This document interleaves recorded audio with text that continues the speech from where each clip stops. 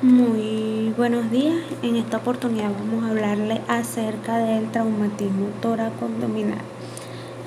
Mi nombre es Zuleika Aguilar, residente de Traumatología y Ortopedia del Hospital Central Universitario Antonio María Pineda. Comenzamos con lo que es el traumatismo torácico. En el tórax se encuentran órganos vitales, así como vasos muy importantes y de gran calibre. Además, hay vísceras cuya lesión por un traumatismo torácico puede resultar letal, fundamentalmente si no se identifica de una forma precoz. El traumatismo torácico es muy habitual en pacientes politraumatizados y es el responsable de la muerte del 20 al 25% de los pacientes traumáticos. Está presente en los accidentes de tránsito, de motocicleta, los arrollamientos, en las caídas de altura. En estas últimas se encuentra frecuentemente un traumatismo torácico no asociado a otro tipo de traumatismo. Fisiopatológicamente, el traumatismo torácico es toda aquella lesión de origen traumático que afecta al tórax. Los órganos torácicos se encuentran protegido por 12 pares de costillas que se disponen perimetralmente entre la columna vertebral en la parte posterior y el esternón en la parte anterior del tórax. Entre las paredes musculares y los órganos torácicos hay dos membranas que son las pleuras. Una de ellas está en íntimo contacto con la pared muscular, que es la pleura parietal, y otra en contacto íntimo con las vísceras, que es la pleura visceral. Entre ellas hay un espacio virtual irrigado por el líquido pleural que provoca que una se deslice sobre la otra. La parte inferior del tórax protege los órganos abdominales superiores, que es el hígado, el estómago, el vaso, el páncreas y los riñones. Por esta razón, una lesión torácica puede ser también abdominal y viceversa. Estos órganos se separan de los torácicos por un músculo llamado diafragma. Hay lesiones potencialmente letales en el traumatismo torácico. Entre una de ellas tenemos lo que es la obstrucción de las vías aéreas, que la muerte por hipoxia secundaria a la obstrucción de las vías aéreas es una de las principales causas de muerte prevenibles en el traumatismo. El manejo de las vías aéreas en el paciente se ha sufrido un traumatismo es un gran reto. Otra de las lesiones potencialmente letales tenemos lo que es el tórax inestable, que lo llamamos también bolé costal. Se produce cuando se fracturan dos o más costillas por dos o más puntos, lo que genera un segmento libre o flotante que causa un movimiento paradójico en la pared torácica durante la respiración del paciente. En la expiración, el segmento se abomba hacia afuera. En la inspiración, el segmento se mete hacia adentro.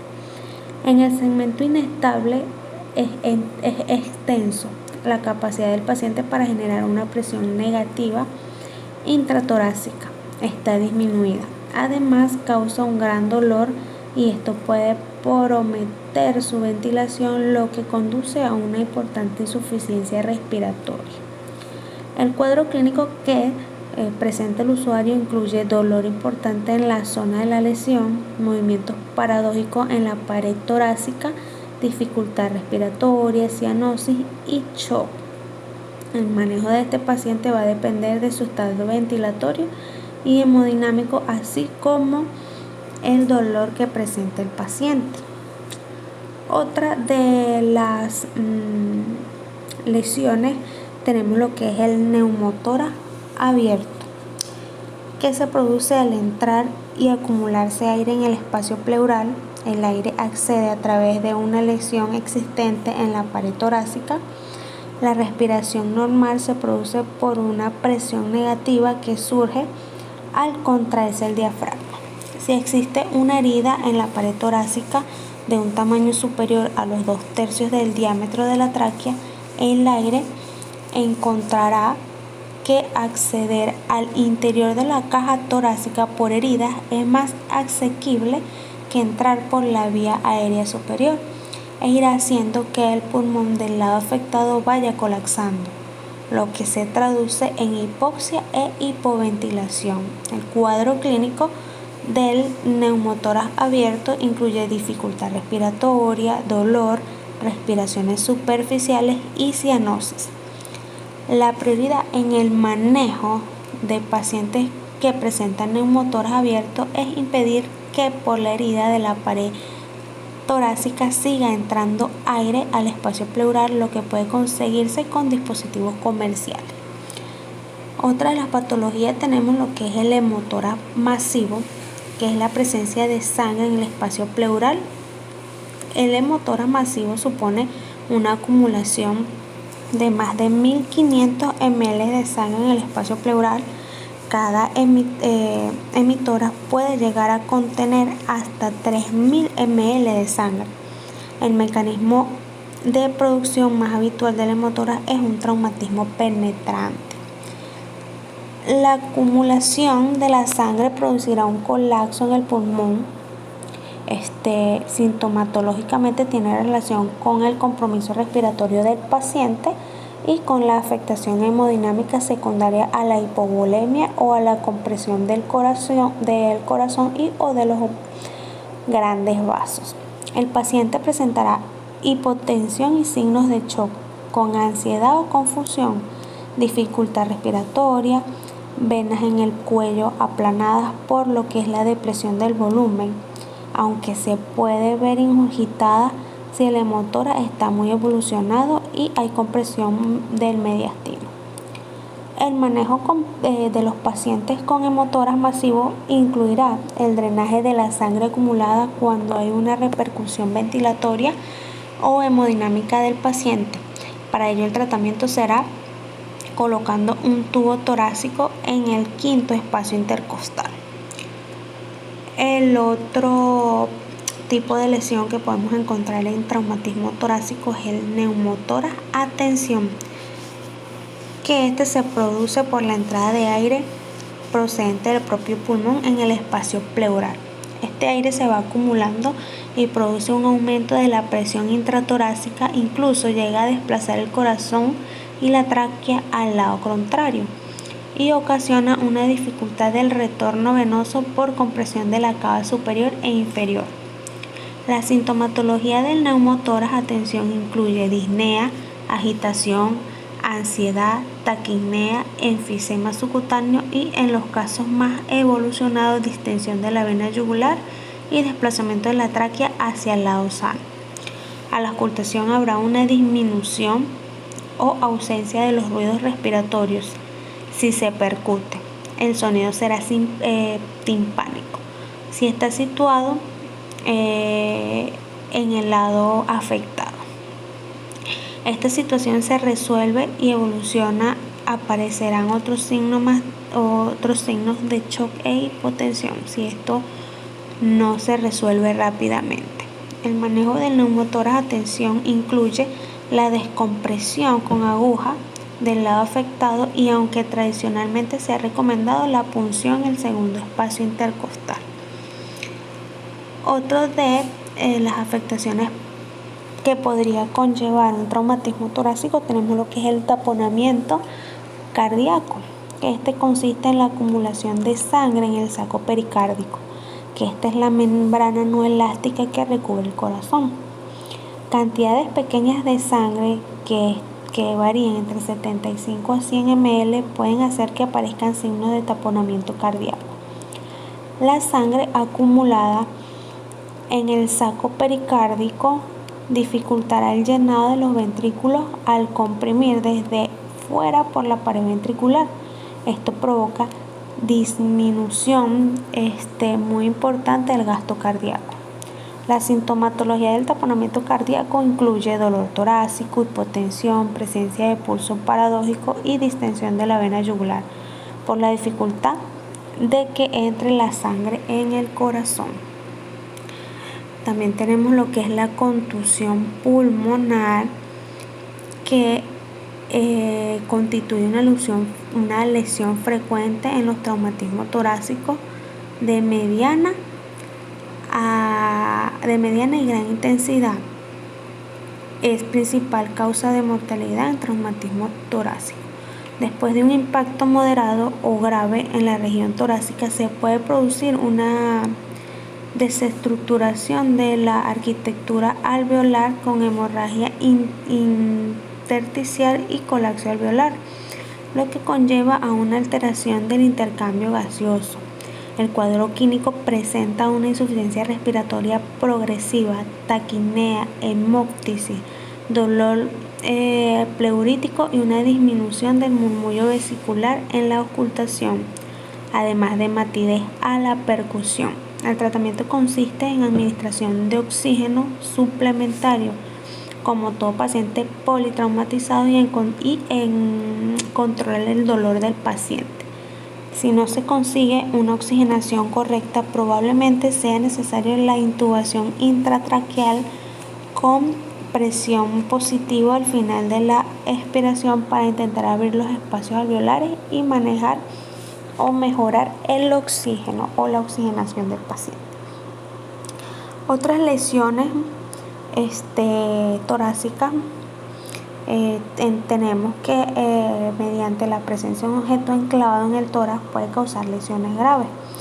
Nunca se debe retirar el objeto, excepto si supone un impedimento para realizar una maniobra vital. Entre esto tenemos lo que es la asfixia traumática. Se produce por una intensa compresión del tórax que provoca el aumento de la presión intratorácica. Se transmite por el sistema venoso y causa un retorno venoso súbito al cuello, lo que provoca una rotura capilar venosa. Es característico encontrarse el paciente con cianosis, además de labios, lenguas, cuellos y cabeza, y una hemorragia conjuntival evidente. El neumotórax simple puede acompañarse de muchos traumatismos y no precisamente un tratamiento inicial, porque no compromete la ventilación o la hemodinamia del paciente. Se caracteriza por un dolor torácico tipo pleurítico, disnea, disminución de los ruidos respiratorios, y del lado afectado hay timpanismo a la percusión. También tenemos que pueden presentarse fracturas del esternón, que esta se produce por traumatismo en los que ha habido una gran transmisión de energía, por lo que es frecuente que se asocia a una contusión miocárdica, debido a que es dolorosa, afecta la mecánica ventilatoria, por lo que debe analgesiar bien al paciente para evitar una hipoventilación secundaria al dolor. En cuanto a la atención ante un paciente con un traumatismo torácico, por la ubicación del aparato respiratorio y de la parte del sistema circulatorio en el tórax, hay que estar pendiente de las alteraciones en la ventilación y de la situación hemodinámica del paciente. Se comenzará realizando una valoración inicial. Se presentará atención a las alteraciones de la ventilación, circulación y el típico seguimiento de atención al paciente politraumatizado por el ABCDE. Se deben realizar las siguientes acciones. Primero vamos a realizar un control de hemorragia catastrófica mediante vendaje compresivo con agentes hemostáticos o sin él. Si la hemorragia se presenta en una extremidad y lo anterior no fuera suficiente, estará indicado el uso de torniquete. Hay que asegurarse que la vía aérea esté y se mantenga permeable, siempre con control cervical. Si hay resto de alimentos o de sangre en ella, hay que limpiarla. Si el paciente estuviera inconsciente, hay que mantenerle permeable con una cánula de Gudel. Hay que colocar un collarín cervical y manejar la fijación manual de la cabeza hasta la inmovilización definitiva con el inmovilizador lateral. También hay que valorar la ventilación, atendiendo a la frecuencia respiratoria y a la saturación de oxígeno. Se debe administrar oxígeno para mantener cifras de saturación de oxígeno por encima del 94% en los pacientes que están bradineicos. Se ha de dar soporte ventilatorio con bolsa mascarilla para alcanzar las 10 a 12 respiraciones por minuto. En los pacientes taquicnéicos se debe sospechar hipoventilación, cuya causa habrá que averiguar. Se realiza inspección del tórax en busca de heridas soplantes, objetos enclavados, hematomas, hemorragia. También se debe observar los movimientos de la caja torácica para ver si estos son simétricos o si hay algún emitórax que no se mueve o se mueve menos, o si existen segmentos libres en la pared torácica. Para la valoración de la situación hemodinámica se monitoriza al paciente. Hay que asegurarse de que tiene una adecuada perfusión periférica, para lo que se valora el pulso radial. Se valora el estado de perfusión tisular del paciente, se ve el aspecto de su piel, su color, su temperatura y el relleno capilar. En cuanto al soporte vital avanzado, se debe canalizar al menos un acceso vascular periférico de gran calibre.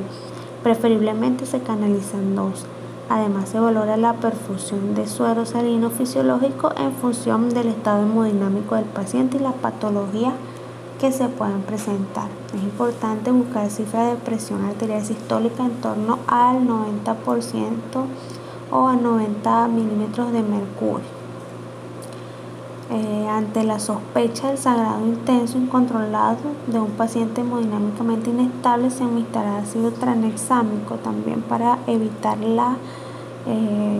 el sangrado masivo. Hay que realizar la exploración neurológica detallada, determinación que realizamos a través de la escala de Glasgow. Hay que estar muy pendiente con todo estos pacientes politraumatizados, llevar un orden al momento de su evaluación. Por otro lado, tenemos lo que es el traumatismo abdominal, que las lesiones abdominales secundarias a traumatismo son de fácil sospecha, pero su diagnóstico en la escena es difícil. No obstante, en los servicios de emergencia prehospitalarios cada vez hay más medios para su diagnóstico, como es la ecografía portátil. Para que se pueda tener un alto grado de sospecha, se debe tener muy en cuenta el mecanismo lesional. Las lesiones penetrantes abdominales requerirán por lo general una intervención quirúrgica urgente. Es posible que las contusas parezcan más leves, pero pueden ser igual o mortalmente potencial. En torno al 15% de los casos de mortalidad por traumatismo se deben a un traumatismo abdominal.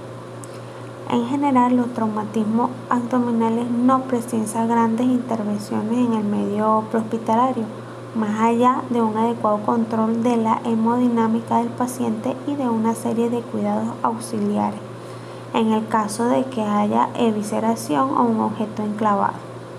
El tratamiento definitivo suele ser quirúrgico, por lo que se debe trasladar al paciente cuanto antes sea posible sin perder tiempo con técnicas y procedimientos banales. Los traumatismos abdominales se clasifican de forma general en contusos y penetrantes. La lesión contusa se produce bien por compresión directa del abdomen contra el objeto fijo, lo que provoca desgarro o rotura, bien sea por desaceleraciones intensas o que causen cizallamiento.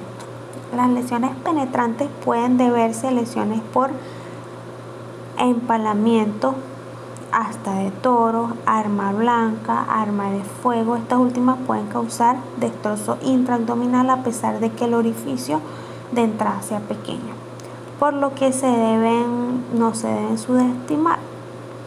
Estas lesiones precisan intervenciones quirúrgicas urgentes y se pueden complicar en la escena si el paciente presenta una evisceración. Los traumatismos genitourinarios constituyen en torno del 10 al 15% de los traumatismos abdominales. Se debe sospechar este tipo si el paciente presenta hematuria o sangre en el meato, laceraciones en el escroto, pene o labios mayores con presencia de hematomas, laceraciones o desgarro. La actuación ante un paciente con traumatismo abdominal, como en todo traumatismo, los datos que se obtienen al valorar el mecanismo lesional ofrecen una información muy importante sobre las posibles lesiones que el paciente tiene o puede desarrollar. La base de la atención de este tipo de traumatismo es extensible al resto. No perder excesivo tiempo en la escena. La principal causa de muerte es evitar traumatismo abdominal, es el retraso del diagnóstico y el tratamiento. Se realizará una valoración siguiendo el mismo protocolo del ABCDE, con especial atención en la valoración del estado cardiocirculatorio, ya que frecuente altera, bien sea por el dolor, bien sea por el compromiso hemodinámico. Ante la sospecha de un sangrado interno activo con pacientes inestables, está indicada la administración de ácido tranexámico, no lo olviden. En la exposición de evisceración se buscan lesiones que puedan comprometer la vida del paciente y que no se hayan detectado previamente. Al exponer el abdomen hay que inspeccionarlo y palparlo de forma rápida. Se buscan áreas dolorosas, signos de abdomen agudo, como un abdomen duro, no depresible o distensión. La presencia de signos de irritabilidad peritoneal o dolor a la palpación debe atenderse como indicio de sangrado intraabdominal. Si el paciente presenta una evisceración, se debe cubrir el contenido abdominal expuesto con unas compresas estériles humedecidas con suero fisiológico templado. El contenido nunca se debe reintroducir en el interior de la cavidad abdominal. En el caso que se encuentre un objeto enclavado en el abdomen, no se debe extraer nunca. Ha de estabilizarse mediante una fijación externa para evitar que se mueva o se desplace. Es importante ver si hay lesión también en la espalda. Si fuera así, podría afectar las vísceras y órganos de la zona retroperitoneal. Hay que confirmar también, muy importante, la presencia de líquido libre intraabdominal en el contexto de un paciente con traumatismo abdominal e inestable hemodinámicamente con signos de shock hemorrágico. En emergencia se realiza una exploración con un eco tipo FAST en lo que se observan 4 puntos, lo que son la zona del pericardio con abordaje subsifoideo, la zona perihepática, zona periesplénica y el retroperitoneo. Es importante este tipo de valoraciones en los pacientes para así tomar o hacer un buen diagnóstico y tomar la conducta adecuada. Muchas gracias por su atención. Espero que hayan aprovechado la información.